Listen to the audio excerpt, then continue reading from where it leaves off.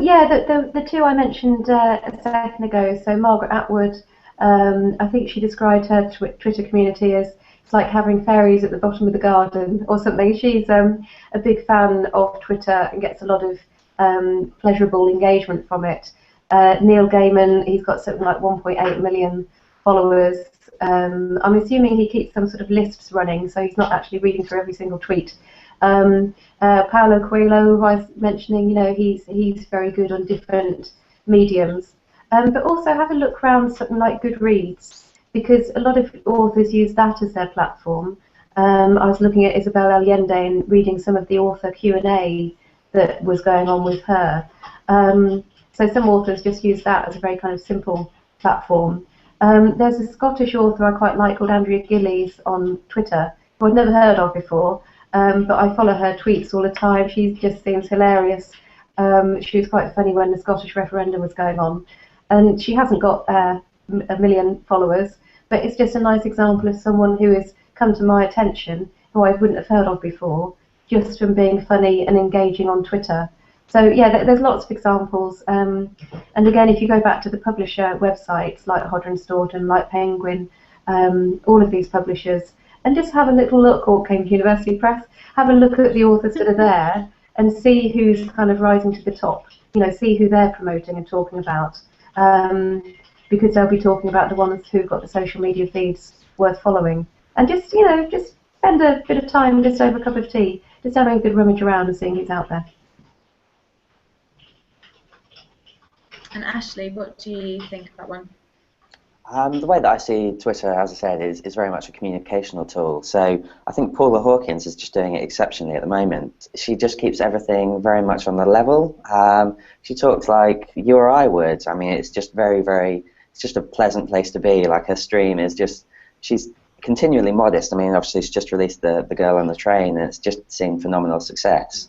Yet with that, she still replies to individual tweets. Like, I tweeted her saying, fantastic book, I couldn't put it down, absolutely gripping, and she took the time to reply to me. And I found that was a really touching gesture. And I think if you can use Twitter in that sort of manner and you can really interact with your audience, then I know for sure, regardless of what comes out next, I'll be going to buy Paula Hawkins' book. So job done.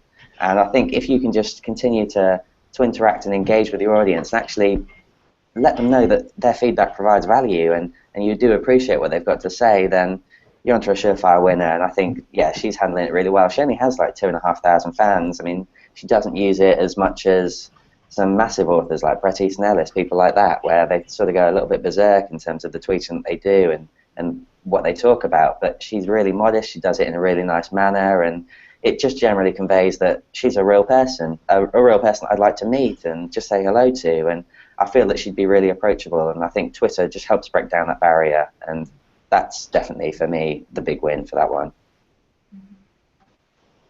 An interesting thing happened with Stephen King, which is for years he just kept off social media, but of course he's a massive author. And so what happened was that people were making their own feeds in his place, because there's so many people who want to talk about Stephen King and his work. So you'd have all these Twitter feeds, and which you'd think were by him or other discussions going on. And I think at some point his management, he probably has management, you've got to control the narrative here, because you've got all these people talking about you and almost pretending to be you. It's about time we put an official stamp on it. And so I think by being on social media, then he allows the conversation to be centered around him and stay focused on him and his works, rather than veering off on all these tangents, which is just another benefit of being on social media that is worth touching upon. Andrew, do you have any examples of people who are using social media well? Well, actually, I was going to say Margaret Atwood as well, because she does engage with her audience. She replies. She retweets a lot of people.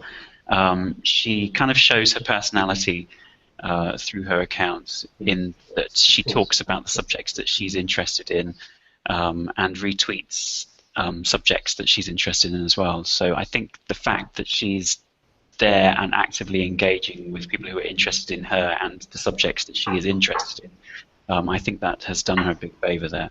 Obviously she's well known, but I think she handles her account very well. And also I've seen quite a lot of engagement from the UK comedian Sarah Millican. She responds to a lot of people. She obviously gets a lot of tweets sent to her, but on Twitter she's very active, and she'll even talk to her audience in the interval of her shows, and reply to them before she goes back on. So she's very engaged with her social media. It's definitely worth bearing in mind as well. If you're going to write the next big selling book and it's going to be an industry breaker and it's top 3 and Waterstones, whatever it might be, people are going to be talking about your book. Even if you're not in on the conversation, people are going to be talking about it.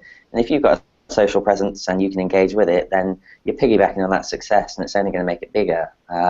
So yeah, regardless of whether you're actually going to be actually engaging with your audience or not, people are going to be talking about you. So it's definitely worth bearing that in mind. And if you can have a social presence and you have the opportunity to really take advantage of it, then do so, definitely. I was having a think last night about some academic authors who were also kind of very proactive and prominent on social media, and I had a few examples to give. So a couple of authors that sprung to mind are Christopher P. Long and Michael Scott. Christopher has pretty much every social media account I can think of going, and is incredibly proactive and really uses it as a way to get himself out there. He uses all of his accounts incredibly well as a way of kind of making himself discoverable. And similarly, Michael Scott is another very proactive author on Twitter, again, who uses it as a way of kind of engaging with readers in a very effective way. Another author would be Richard Brown. Richard Brown has a very good blog and website, and again uses that in a very effective way to engage with readers. Another interesting example is a guy called John C. Wells, who John used to run a very, very popular phonetics blog, and actually the contents of that blog helped to inform his most recent title with the press, which was a title called Sounds Interesting, which was published last year. So he's definitely a guide worth recommend checking out.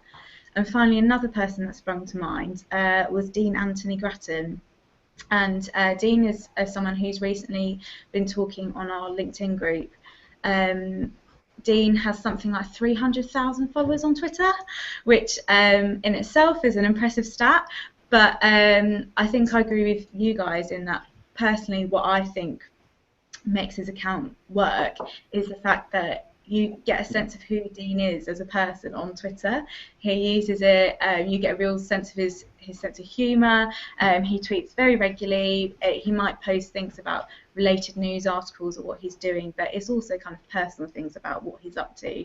And I really even like his profile description, which I noted it down. It describes him as a husband, cook, foodie, wine lover, best-selling author and columnist.